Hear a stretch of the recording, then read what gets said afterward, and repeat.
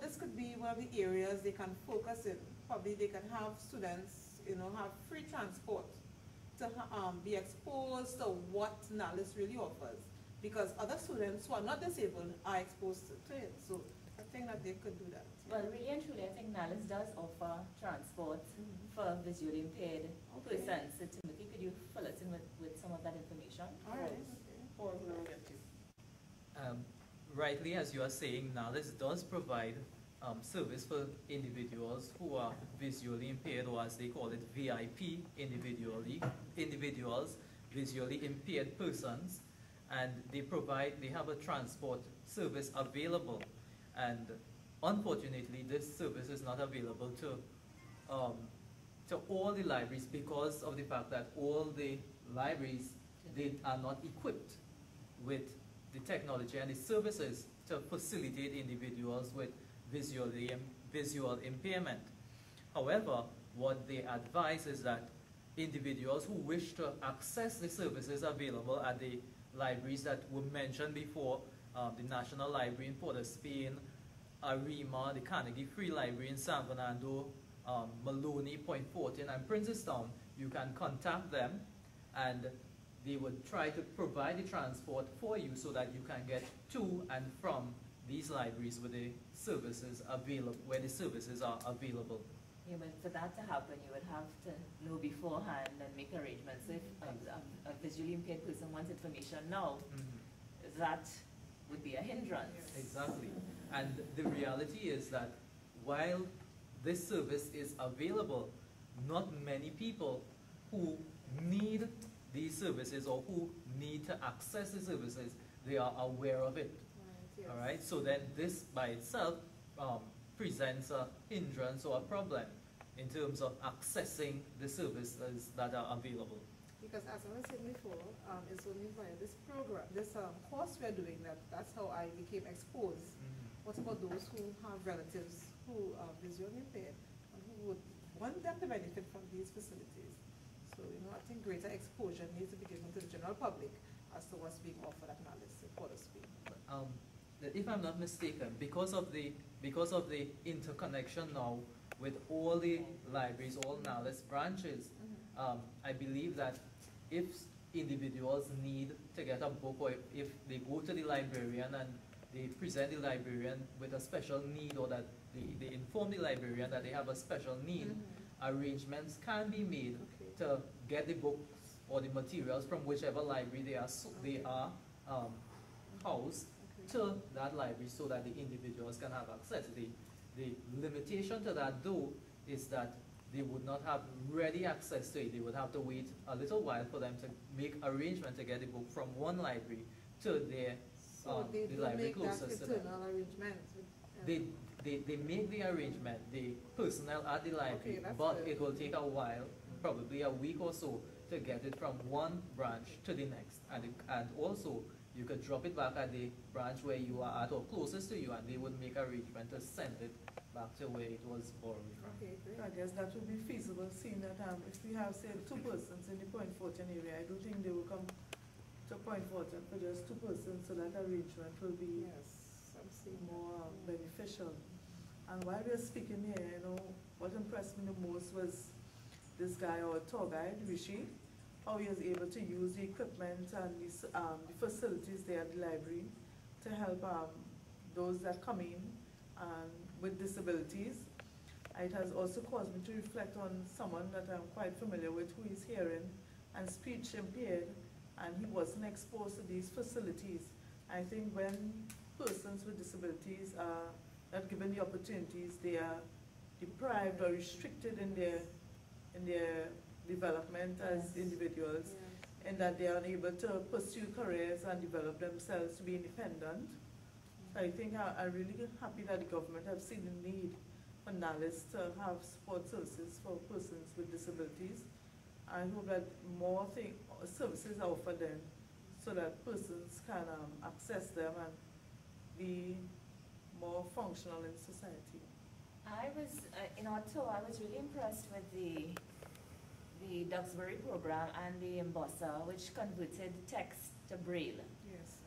I was really impressed, but I was wondering, and I asked a question, I was wondering about the feasibility of having it there, if it is underutilized in the library as it is right now. Because we know that to use it, the person would have to type in first. So you're not taking a book and scanning it. You're typing in, and then it's converting to Braille. Who would use it? How frequently would it be used? And I understand that it costs a lot, it's expensive. Yes. So I still feel that library, the NALIS, the administration need to look at what purpose they have it for. How would it better serve persons who are visually impaired, persons who are unable to take up a book and read directly from it? What services they're putting in place for persons who would say, could you convert this book to Braille for me? I would like to read it. All those issues may arise for me. And that's why they need to spend a lot more time publicizing all the benefits of NALIS, so that people could inform their friends and inform their families about the good things that are taking place there, so that, you know, everyone could benefit. While we must commend the government for trying to make these services available, and I remember Rishi was saying that even though he works at NALIS, he doesn't work for NALIS. So that I think that there's still room for improvement. There's a lot of room for improvement in terms of training personnel to address the needs of our differently abled population, because they have to depend on another organization to supply or provide the workforce with the expertise.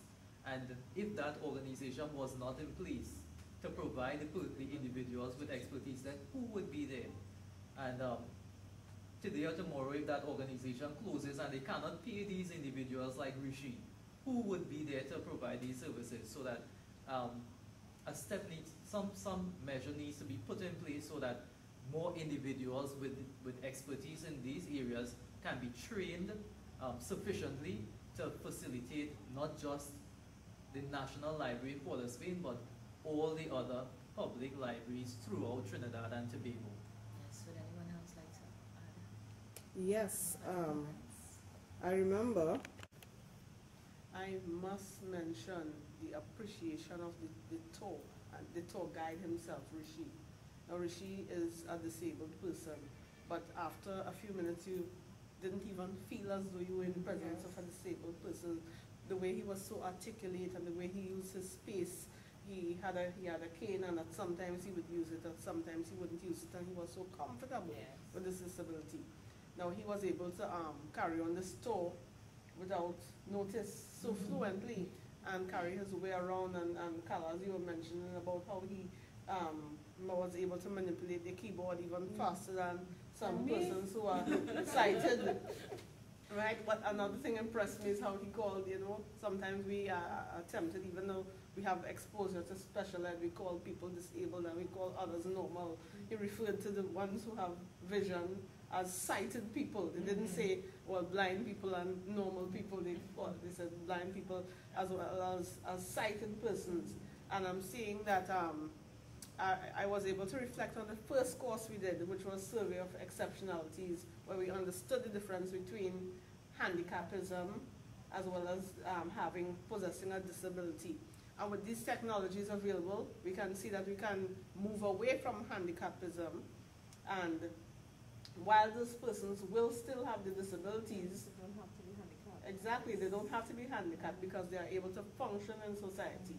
The disabilities are not going to limit them to the extent that they cannot learn and they cannot progress in society. We even saw that Rishi was interested in starting his recording company. Yes. And he had dreams for himself, and he had goals that he wants to achieve. Exactly. And he was even jovial, and he gives little jokes, and he was really, I was really, really comfortable and impressed by how he was able, you know. It was really, really a learning experience for me to see a person who had a disability was functioning so well, and you know, that impressed me. You didn't have any reason, you know, sometimes we feel as though we should have pity. Yes, It that's wasn't true, pitiable. yes. It wasn't pitiable at all because we see him as a human being with needs, Independent. an independent human being with